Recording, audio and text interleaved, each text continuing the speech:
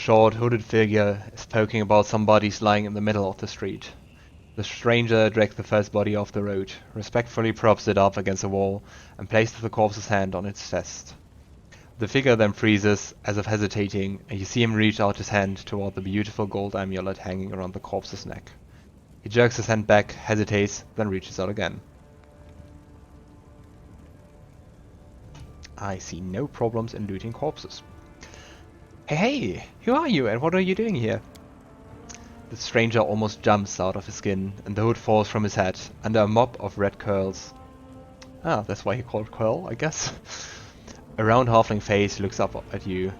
Oh, you! I thought you were demons! Good day to you, sir! Seelah eyebrows lift in apparent surprise. Curl, is that you? The halfling looks at Seelah and smiles broadly. Oh, Lady Seelah, you're alive! Goodness me, that's the second bit of good news on an otherwise lousy day. What was the first good bit of good news? Stick around and see for yourself. So I gather you know this person, right, Seelah? Meet Rimgri, better known as Curl. He hails from Kenabres and he fights in the Condemned. He's one of a kind, a rogue with a heart of gold.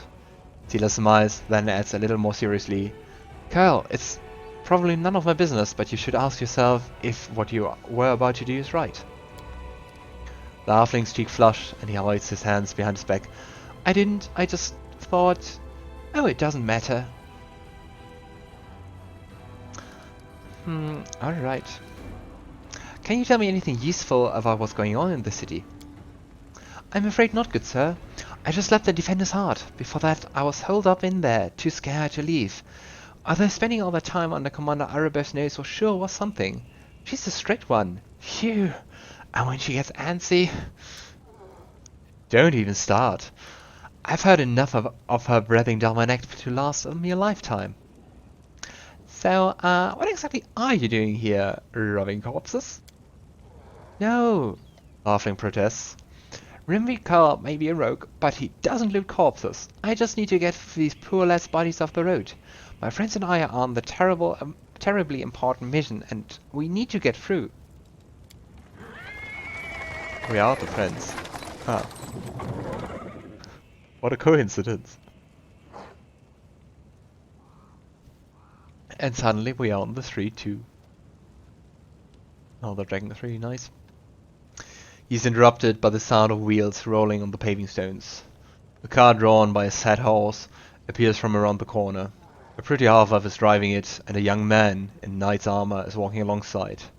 Even from a distance, you can see his tanned face and his blue eyes shining brightly. The halfling straightens up. See? A terrible, important, and very heroic mission. My friends and I are saving a beer cart from the demons. Great. Alan of the Houndhearts. As he's speaking, the newcomers notice you, and the knight cries out in jubilation. Seelah, I never thought I'd see you again. I thought you were headed to the main square, the center of the demon's attack. Oh, John Aldori. The officer smiles warmly at Seelah. Hey friends, glad to see you alright. When we got separated by the crowd at the celebration, I knew right away that something was wrong. And when demons appeared all of a sudden, I realized that was the reason why I'd been so anxious. But I couldn't find you among the dead in the square, so I kept my hopes up, and I was proved right. Seelah's face lights up with joy. So you are the other bit of good news Ko was talking about. You and Jenna are alive. Actually, by good news, I meant that we found the beer cart. So Elan and Janna being alive amounts a quarter of a bit of good news. Well, maybe half. Well, priorities, I guess.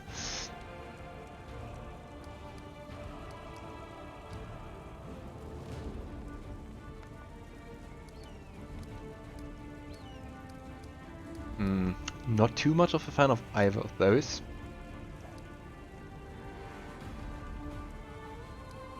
Cause I don't know. I think the moral improvement could be nice. So let's take the first one. I think that sounds a bit more like Logan. A beer cart! How about sharing it with us? I'm sure we could all do with a drink, right? The half-elf winks raggedly. Certainly, give me your flask, friend, and if you walk with us to the Defender's Heart, we can have a more thorough sampling of the spoils here. Despite the cheerful tone, she looks at you with anxious hope. Jana, there's no need.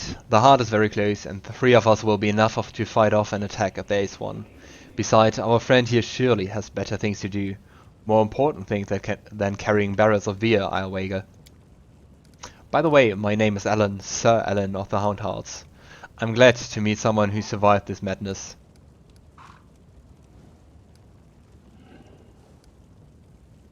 Oh, no, we don't do that. You haven't told me how you know Seelah. I said that story till we are all back at the Defender's Heart. You're going back there, aren't you? We'll have a reason to toast our spoils. Alright then, see you there. So long. We're sure to meet again, either in the city or at the Defender's Heart. Sure you will. Come to the tavern, we'll celebrate the valiant rescue of this barrel together. So we found her friend. Yay, a quest well done.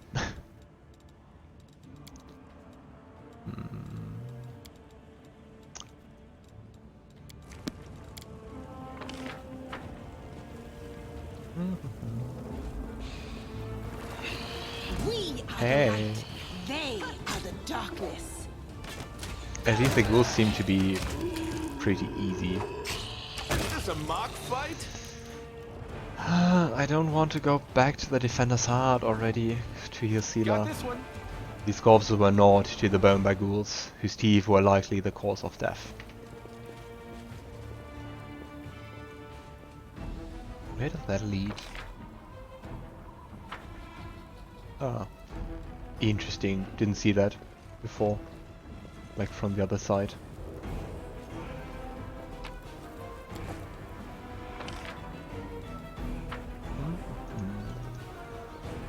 But I think we're almost done here. Okay. Then let's take the different route.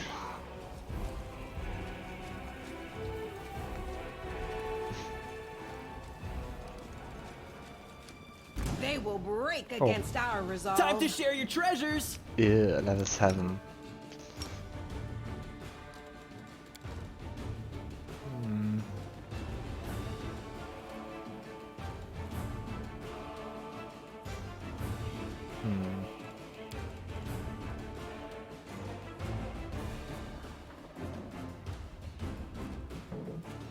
Yeah, I mean, True Deflection also doesn't do anything, because it's just a disease or poison.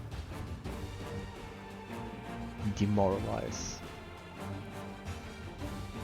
Ooh. Let's try that, I guess. Make him sleep. Woljif, don't die. That's your assignment for today.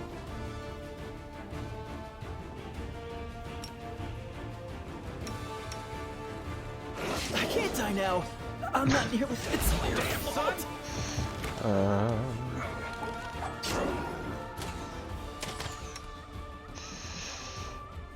Alright. This demon has also sneak attack. Sneak attack.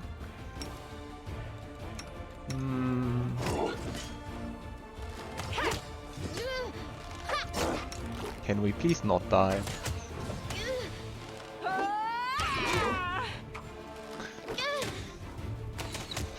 Now we don't need to rest. Also me.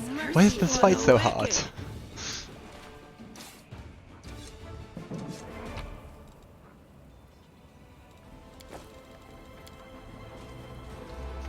But hey, we're always saving.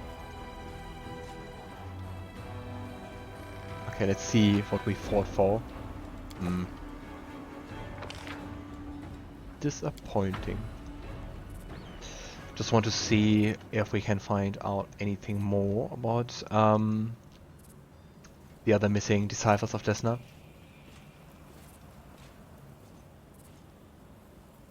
She doesn't seem to, or both of them don't seem to be on the marketplace.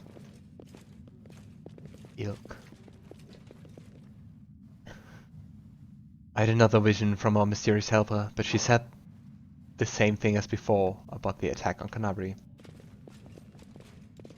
I wonder who that is.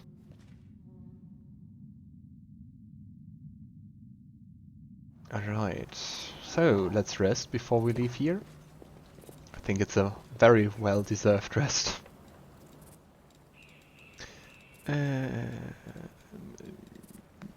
Yeah. If you bathed and brushed your hair, you may provoke slightly less revulsion in those around you, urchin. But some things never wash off, isn't that right? Like blood.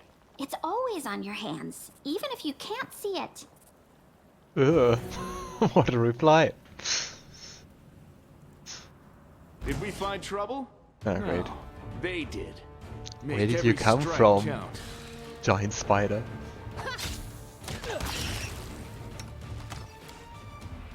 Okay, do we need to finish the rest?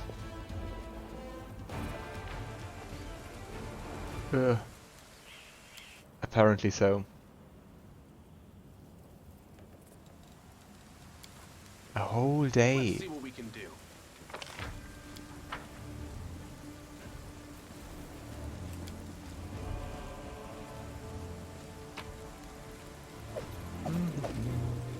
Taking all the scrolls I can get. Even though I rarely use them. But I could.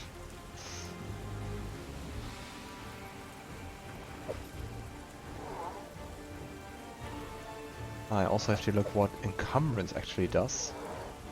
It reduces their travel speed.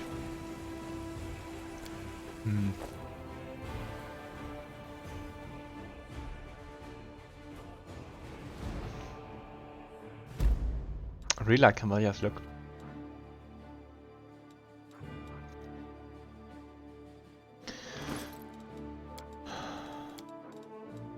Oh nice! The blindness is gone. But not the death's door. I think you can't have everything. So the thing is where to go next. Especially with us having limited time. Oh boy. Yeah, I think that we're gonna do later. Shall we go down or up?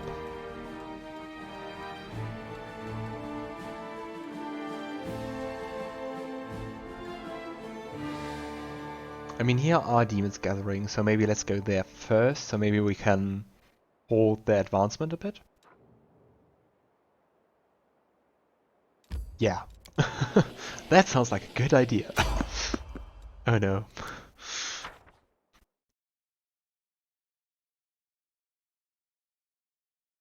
It's time to decide at last what to do about the Worldwound. I don't think we can decide that.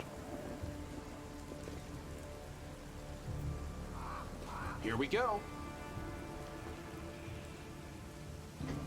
Wearing a robe? Check. Baphomet symbol around the neck? Check. Crazy eyes? Check. Note to self. Bring a mirror next time to be able to adjust the optimal level of eye craziness. Everything is ready for the experiment. The woman produces a crumpled piece of paper from her sleeve and takes notes. Experiment? An audience. Problematic, but not critical. You there, boy. Stay out of this. It is counterproductive to stand in the way of scientific progress. The woman turns to you and for a moment she focuses her wandering, distracted gaze on your face. Who are you? Who exactly are you and what are you doing here? I don't care. Who's that? Hi. I don't know her. Greetings, boys and girls. I am your sister in sin, a devotee of Lord Baphomet's dark will, and so on and so forth. She looks like one of us, but she talks kinda weird. Who's there with you?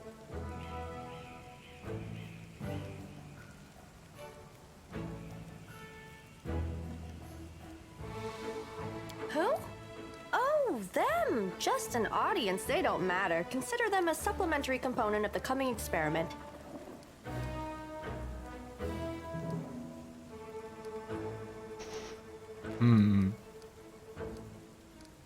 Logan Aldori shrugs and remains silent, just wanting to see what's going on. In the name of our Lord Baphomet, please be so kind as to undertake a little test of your competency in our wicked cause. It seems the cultist wishes to say something, but the woman won't let him.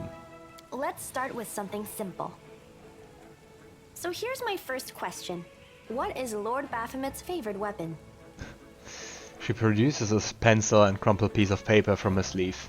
We will not answer to you. Our lord can wield any kind of weapon. He is all-powerful. Wrong. He wields no weapons at all. He doesn't need any. He just gores his enemies with his horns. It's kind of fun if we know Baphomet better than his cultists. So let's do that. Actually, it's, as a goal, a glaze made of red adamantine. That is correct. But still, boy, no prompting, please. The woman turns to you with a glimmer of interest in her eyes. This experiment has taken quite a surprising turn. I would never have expected the followers of the great Baphomet to be baffled by such a simple question. Fine. Let's recalibrate the difficulty and proceed with the next question. Please name Lord Baphomet's sacred animal. A bull! Of course, everybody knows that. It sounds so obvious, doesn't it? Yep. And a cow. Yeah.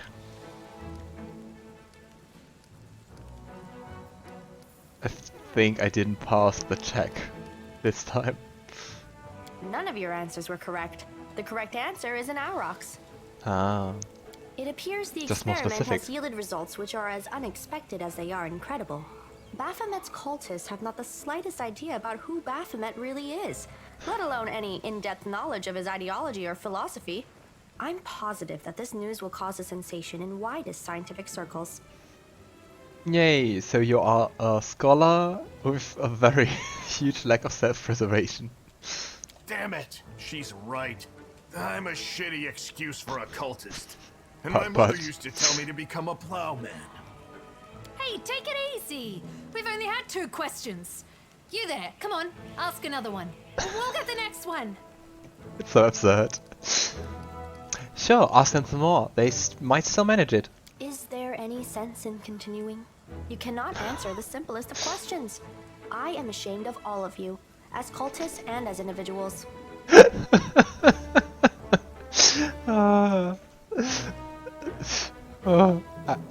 I'm not angry, I'm just disappointed. Please, ask again. I can answer. I'm sure I can.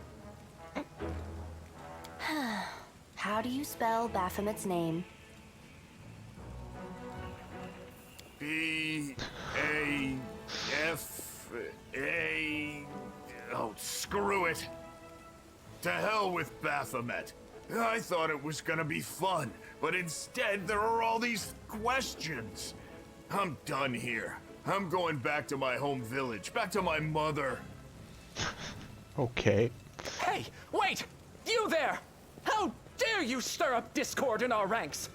Grab her and tie her up, and her entire entourage too! Try me. The experiment is complete. The woman makes a note. Unable to deal with the questions, the cultists decide to deal with the examiner instead. A typical reaction for a person who has never been burdened with any intelligence. Now you're gonna raises her start hitting eyes. each other, aren't you? Please, proceed. I won't interrupt. Did we step on their toes as well? Excuse me?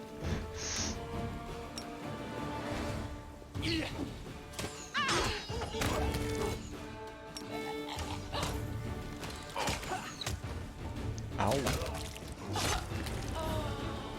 Rude. The absence of an answer is an answer too. More of this. Is it the same guy?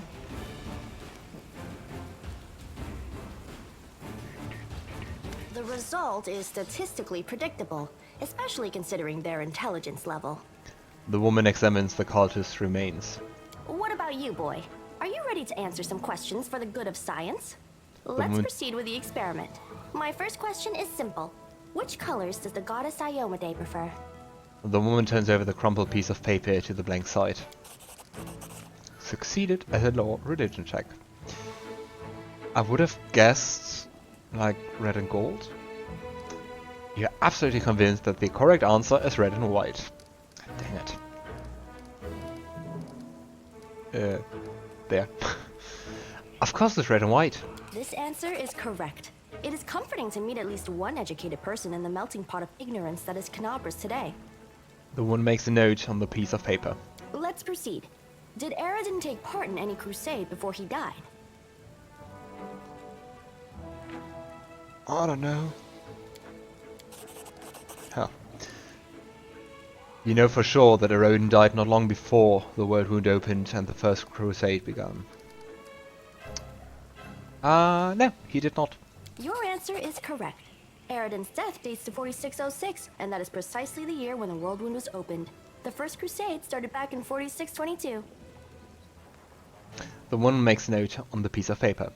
Your knowledge would make Mendev's crusaders proud.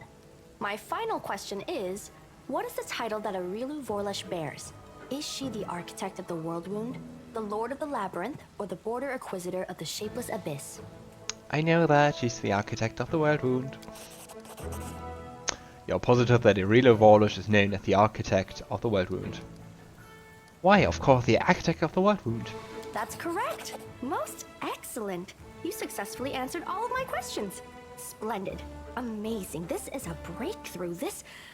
I thank you for your cooperation. The one breaks off, looks at you, and catches their breath. It seems to me that I owe you an explanation. My name is Nenio. Question mark. I am an explorer, a pilgrim, a yet-to-be-recognized scientific luminary, future author of the great encyclopedia Gollarionica, and rector of all Absalom's universities at once. Future rector, I should say. I also know several spells. The woman blinks several times.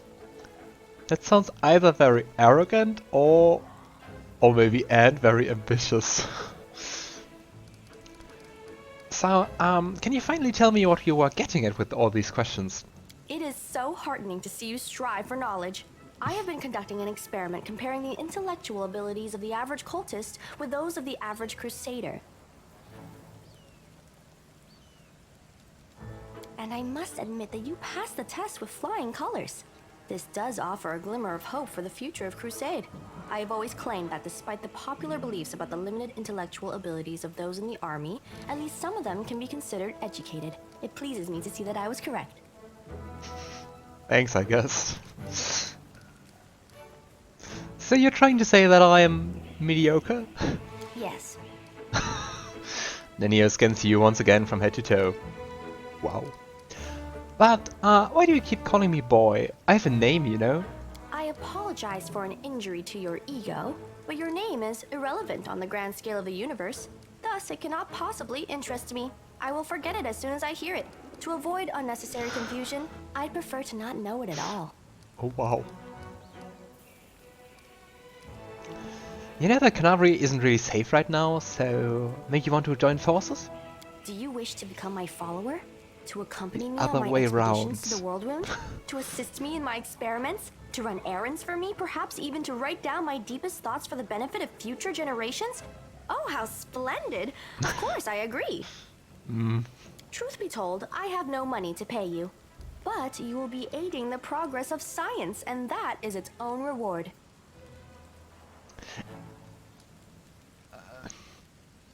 Alright, whatever.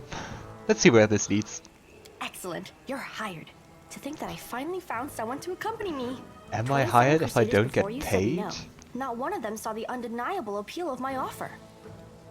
Your first assignment is to take me to a safe place. I have to admit that today's experiment has left me quite tired. Yay.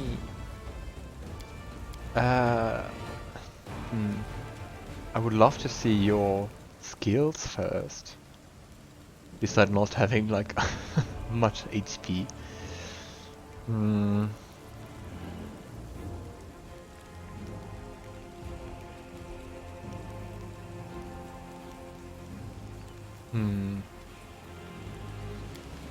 Let's stay with the current composition for the time being.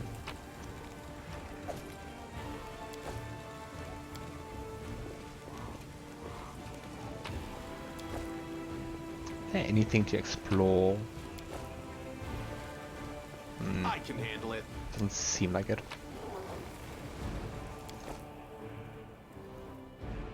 The line between fascination and obsession cannot be seen up close, only from a distance.